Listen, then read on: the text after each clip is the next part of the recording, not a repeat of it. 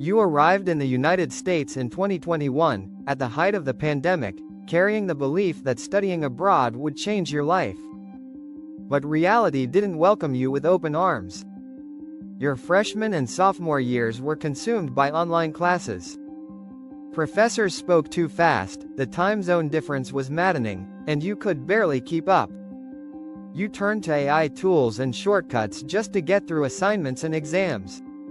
Your grades looked fine on paper, but deep down, you knew you hadn't truly learned anything.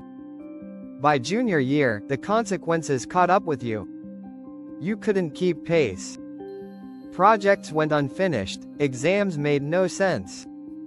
While your classmates were landing internships and joining research labs, you were quietly opening YouTube tutorials at 2 a.m., on the verge of breaking down.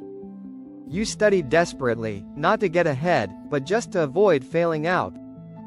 Graduation wasn't a triumph, it was survival, fueled by fear, stubbornness, and a flicker of pride.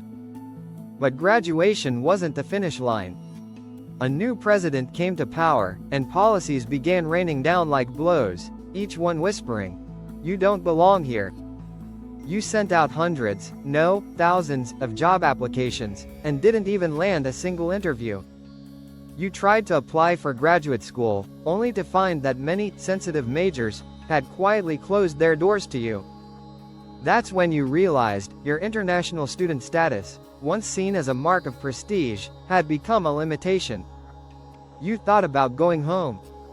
But you knew what would be waiting for you, those soul-crushing words from your relatives. So you spent all that money and came back with nothing?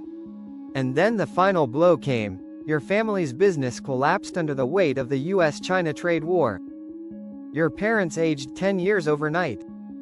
You were no longer just stuck, you were stranded. Now, you're undocumented in America, scrubbing dishes in back kitchens, hauling boxes in warehouses, living each day in fear of an ICE raid, of a phone call that could send you on a one-way flight back to a country you no longer know how to return to. And sometimes, when you're lying awake at night, you wonder, if you could go back, would you still board that plane to USA?